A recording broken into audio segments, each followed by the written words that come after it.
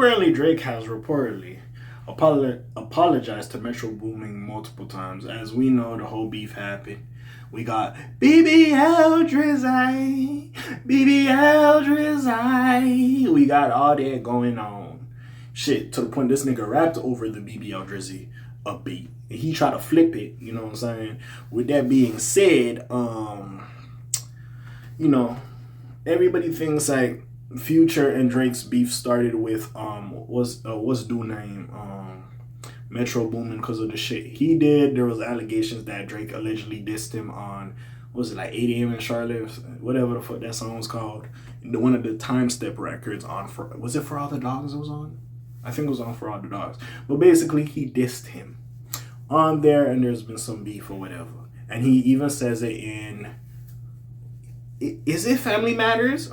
Me and Future never really had no beef. We never really got into it. Leland Wayne, he's a fucking lame, and he is probably the influence. Because we know that's Future's man's, and that's his brother. He gonna rock with him. Now, I thought Future and Drake was very cool, but maybe they just on some industry friendship type of time. But again, I do feel like eventually them three niggas will be cool again. But that's the story for another day. And honestly, after you hear like what would Pluto do, it makes sense that Future should have been on that song, especially after what's it called? We don't trust you and we still don't trust you. How that shit was sequenced, my nigga. Especially that song with The Weeknd. I was like, that nigga was talking to somebody. I was thinking of Aubrey. I was like, what Pluto do? Like some of that shit, bro. I ain't gonna lie. But anyways. Drake and Metro Boomin have been at odds with one another for the last couple of years, but according to 21 Savage, things are looking up. The hip-hop world hasn't had a Drake and Metro Boomin collab in quite a while. The last time the latter was credited alongside the Toronto MC was on More M's Off of Her Loss. As a result, many have been dying to hear them together again, but if you didn't know, there's a reason for it. The respective superstars have been feuding since the end of 2022, the same year Her Loss dropped. Their beef hasn't been as loud as Drizzy and Kendrick's, for example, but it's still been quite palpable.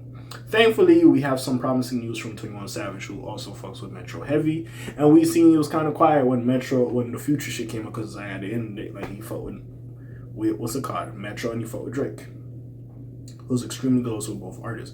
During an interview with Big Bank on Perspectives with Bank, he reveals that, I'm late on this shit. Drizzy has made a lot of progress with Metro. According to Savage, he's done so by apologizing multiple times. As a result, the beat Smith has become more accepting of a reunion, musically speaking. Metro felt a certain type of way about something. 21 begins. Drake told me and Metro that he understood where he was wrong and he apologized multiple times. Now Metro is kind of more open-minded. I feel like in the near future, we'll see them work together again. That's certainly great to hear that things are on the up and up for both people. From what we learned from 21 Savage's leaked jail calls earlier this year, it sounded like Drake really hurt Metro. Yo, this nigga Young Thug was chanting like a motherfucker. If you don't remember, the YSL head honcho revealed the reason behind their friendship falling apart. Months prior to Heroes and Villains release, Metro's mom, Leslie Wayne, passed away. According to Thugger, Drake wasn't being that good of a friend after that happened and was more focused on trying to get that album done. In part, Young Thug said, you come back 2-3 weeks later like, yo, let me get this song, instead of figuring it out, you using the fact that you're Drake as a weapon. Now, he also added he probably just sent some stupid condolences instead of giving him some wisdom or something real. If you're curious, Drake was eager to get on Trans, which wound up featuring Travis Scott and Thug. Audio of the boys' version did leak online as well, though. Prior to learning this, it was speculated that him and Metro were feuding over a girl.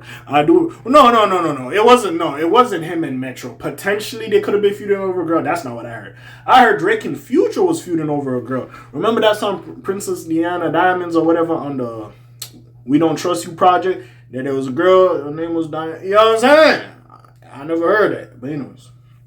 However, in an interview with GQ last year, the latter put the rumor to bed. Me and Drake, we had a personal issue, and for the record, not over a girl or nothing silly like that. It was a personal issue that really hurt me and disappointed me.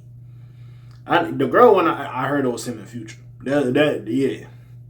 The Metro shit, I thought it was some more shit, and yeah, I did hear some stuff about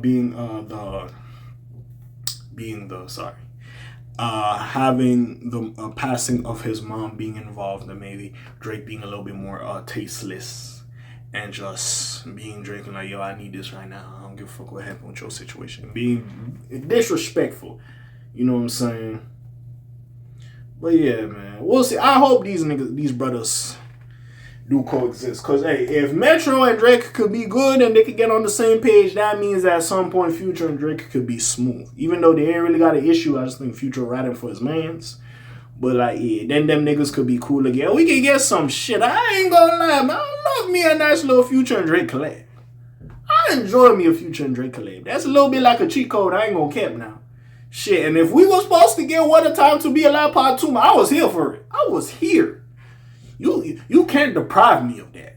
If we was gonna get 2. Now again, What a Time to Be Alive Part 1 wasn't the best. But hey, I would love a 2. I wouldn't be mad, especially if them niggas could get back into that mind state again.